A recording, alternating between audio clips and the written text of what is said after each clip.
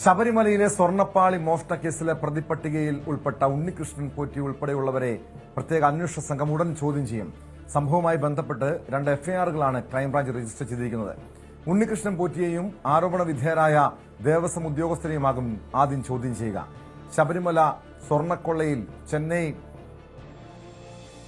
ഇന്ന് പ്രത്യേക അന്വേഷണ സംഘം പരിശോധന നടത്തും. ശബരിമലയിലെ സ്വർണ്ണപ്പാളി വിഷയം അന്വേഷിക്കാൻ എൻഫോഴ്സ്മെന്റ് ഡയറക്ടറേറ്റും എത്തുന്നുണ്ട്.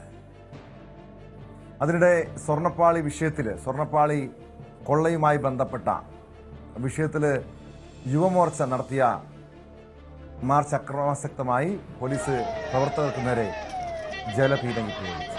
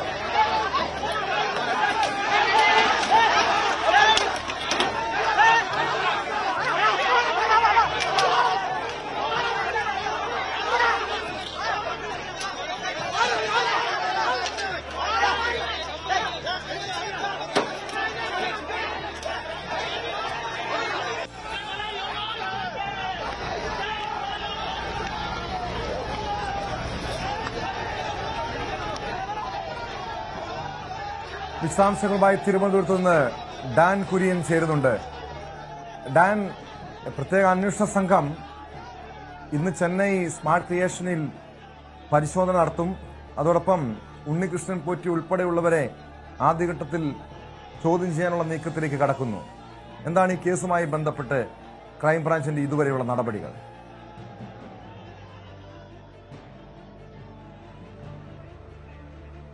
പ്രത്യേക അന്വേഷണ സംഘം ക്രൈംബ്രാഞ്ച് രജിസ്റ്റർ ചെയ്ത എഫ്ഐആറിലെ വിശദാംശങ്ങൾ കേന്ദ്രീകരിച്ചുകൊണ്ടാണ് പരിശോധന ആരംഭിച്ചിരിക്കുന്നത്. അതിന്റെ ഭാഗമായാണ് ആദ്യ എഫ്ഐആറിൽ പ്രതിപട്ടികയിലുള്ള വിവാദ സ്പോൺസർ ഉണ്ണികൃഷ്ണൻ പോറ്റിയെയും ദേവസ്വം ബോർഡിലെ 10 ഉദ്യോഗസ്ഥരെയും ചോദ്യം ചെയ്യാനുള്ള നടപടികൾ ആരംഭിച്ചിരിക്കുന്നതിൽ ആദ്യഘട്ടമായി നോട്ടീസ് നൽകിയ ശേഷം ഉണ്ണികൃഷ്ണൻ പോറ്റിയെ ചോദ്യം ചെയ്യുന്നതായിരിക്കും ആദ്യ നടപടി. അതിനുശേഷമായിരിക്കും ദേവസ്വം ഉദ്യോഗസ്ഥരെ ചോദ്യം ചെയ്യുന്ന ഉൾപ്പെടെയുള്ള തുടർ നീക്കങ്ങൾ.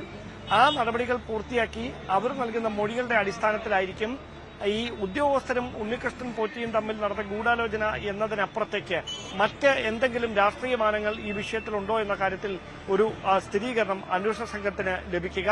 അതിന്റെ അടിസ്ഥാനത്തിൽ രണ്ടാമത്തെ എഫ്ഐആറിൽ പരാമർശിക്കപ്പെടുന്ന 2019 ദേവസ്വം ബോർഡ് ഭരണസമിതി അംഗങ്ങളെ, അതായത് പത്മകുമാർ ഉൾപ്പെടെയുള്ള ഭരണസമിതി അംഗങ്ങളിലേക്ക് കൂടി അന്വേഷണം നീളും എന്ന വിവരമാണ് ഇപ്പോൾ ലഭിക്കുന്നത്. അതിനിടയിലാണ് എൻഫോഴ്സ്മെന്റ് ഡയറക്ടറേറ്റും പരിശോധനയുമായി രംഗത്തെത്തിയിരിക്കുന്ന സാഹചര്യം ഉണ്ടായിരിക്കുന്നത്. എന്തായാലും ഉദ്യോഗസ്ഥരും ഉണ്ണികൃഷ്ണൻ പോറ്റിയും തമ്മിൽ നടന്ന അവിശുദ്ധമായ ഒരു കൂട്ടുകെട്ടിന്റെ ഫലമാണ്, ഗൂഢാലോചനയുടെ ഫലമാണ് ഈ 474 ഗ്രാം സ്വർണ്ണപ്പാളി മോഷണം പോകുന്ന തരത്തിലേക്ക് കാര്യങ്ങൾ എത്തിയിരിക്കുന്നത് എന്നാണ് പ്രാഥമികമായ വിലയിരുത്തൽ.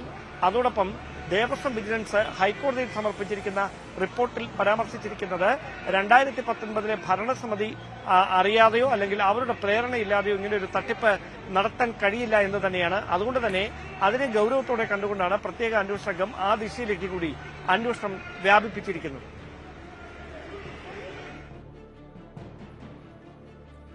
ഡാൻ, ഇതോടൊപ്പം എൻഫോഴ്സ്മെന്റ് ഡയറക്ടറേറ്റും സംഭവത്തിൽ അന്വേഷണം നടത്താൻ എത്തുകയാണ്. ഇഡിയുടെ അന്വേഷണ പരിധിയിൽ എന്തൊക്കെ കാര്യങ്ങളായിരിക്കും വരിക?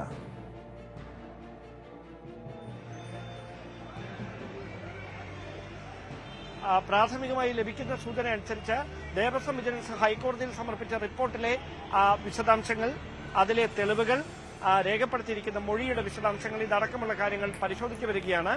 അതോടൊപ്പം ക്രൈംബ്രാഞ്ച് രജിസ്റ്റർ ചെയ്തിരിക്കുന്ന 2 എഫ്ഐആറുകളുമായി ബന്ധപ്പെട്ട വിശദാംശങ്ങൾ, അതിലെ വകുപ്പുകൾ, അതിലെ കണ്ടെത്തലുകൾ, എഫ്ഐആർ രജിസ്റ്റർ ചെയ്യാനിടയായ സാഹചര്യം, ഇതടക്കമുള്ള കാര്യങ്ങളാണ് ആദ്യം എൻഫോഴ്സ്മെന്റ് ഡയറക്ടറേറ്റ് പരിശോധിക്കുക.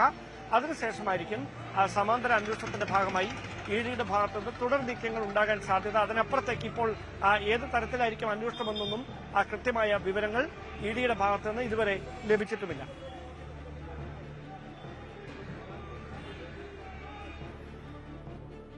വ്യക്തമാണ്. ഡാൻ കുര്യനാണ് വിവരങ്ങൾ നൽകിയത്. കേരളത്തിൽ